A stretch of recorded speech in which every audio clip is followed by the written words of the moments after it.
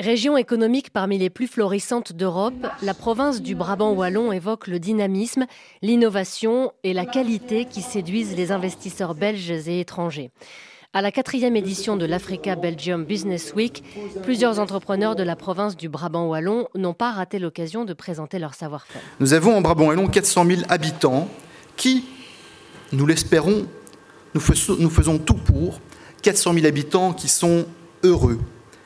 Des habitants très spéciaux, puisque ce sont des habitants qui osent entreprendre, qui ont un esprit qui permet véritablement de créer des choses, d'être créatif, d'être imaginatif et de se lancer, oser des projets. C'est un élément qui est très important. Ce sont aussi des habitants qui ont un haut niveau de qualification. Sachez qu'en Brabant wallon, nous sommes la 2e région d'Europe après Londres, avec le haut niveau de qualification. C'est un élément qui est évidemment fondamental et qui génère une attractivité importante pour les entreprises. Nous, comme autorité locale, nous essayons de coordonner la multitude d'opérateurs qui accompagnent les jeunes entreprises et les entreprises dans leur naissance, leur croissance, leur maturité, de sorte à ce que des idées innovantes puissent émerger et que des entreprises solides s'implantent en Brabant wallon et contribuent alors à notre développement économique. Et cet accompagnement, ça va de la naissance jusqu'au stade de l'internationalisation.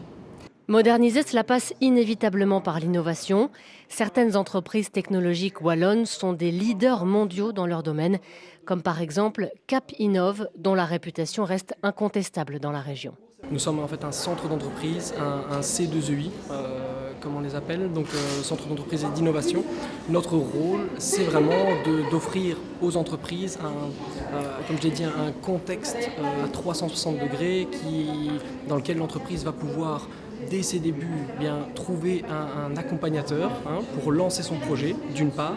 Il va pouvoir trouver également se développer dans un contexte assez fermé, même si ouvert à l'international finalement, via notre centre d'entreprise, mais également pouvoir croître via nos services d'internationalisation ou via nos services d'innovation, nos accompagnements à innovation, parmi lesquels on peut citer notamment l'économie circulaire.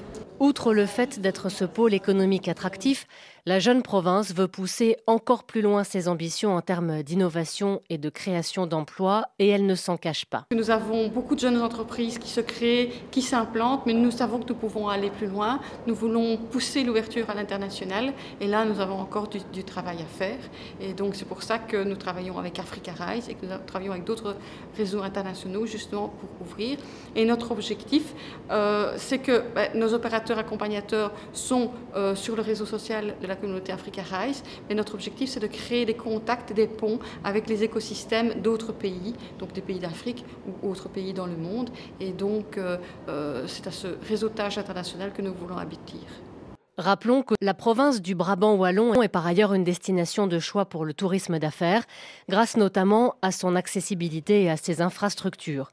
La présence conjuguée de ces nombreux atouts que sont la qualité du tissu économique, la qualité de la formation et la qualité de vie font de la province du Brabant wallon un lieu incontournable en Wallonie, aux portes de Bruxelles et au cœur de l'Europe. Je vais malheureusement être obligé d'interrompre l'atelier parce que...